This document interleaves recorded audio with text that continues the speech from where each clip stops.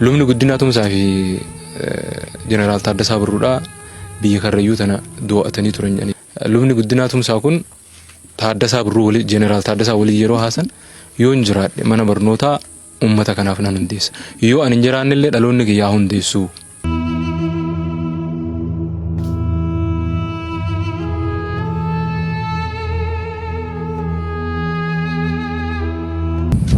Dhaamsa inni lafa kaayee biraa deeme san dhaamsa abbaa keenya jennee leensan faana sitti dhufanii mana barumsaa kana ijaaranii uummata kana barsiisanii jechuudha.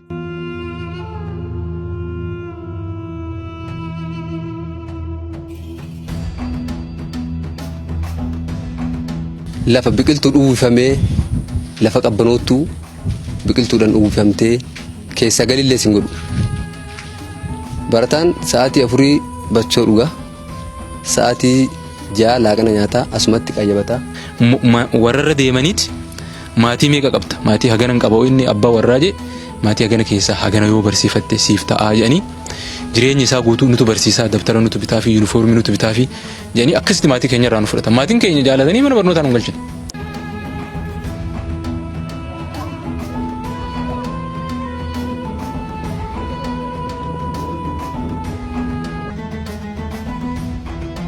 Akeekni nama tokko barsiisuu namni sun beekumsa isaatiin caalaatti akka uummata isaa tajaajiludha.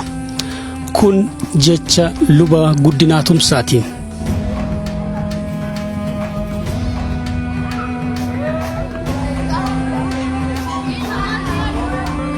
Kutaa tokko sirraa gaafa jalqabu akka ajaa'ibaatti ijaaramee hin qabbanaa. Mukni isaa kun dhiisiga waan biraa fakkaata tajaajila guutuu ture.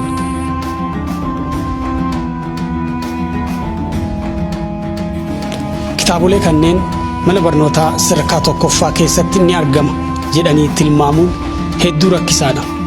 Fakkeenyaaf kitaabni kun Long Walk to Freedom kan jedhu yoo ta'u kitaaba seenaa qabsoo bilisummaa Neelsan Maandeellaa irratti xiyyeeffatuu fi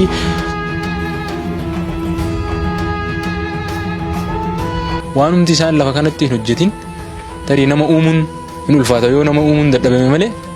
Guddinaa tumsaa uummata Karrayyuu aanaa Fantaalleetiif ifa dukkana keessaa ittiin baane hojiin ittiin saalfadhu. Leensa guddinaa haadhatii jallee akka abbaatti illee ilaale. Inni immoo akka kaakayyuu hiyyaati.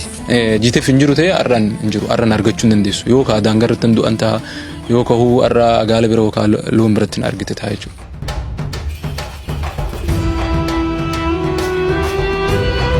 Irbaata yeroo waa'ee asitti nyaannu laaqanaa fi yeroo boqonnaa keenyatti jechuudha sa'a 4 yeroo barnoota irraa boqonnaa baanu nyaanni as keessa kaa'ameeti dubartoonni as keessatti nyaata nu qopheessaniit barataan ulaa sanaan seenee asirraan kennamaafi jechuudha.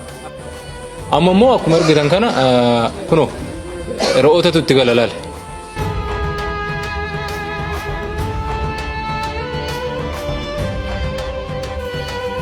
Mootummaatu baasa keessa mootummatu itti muratee.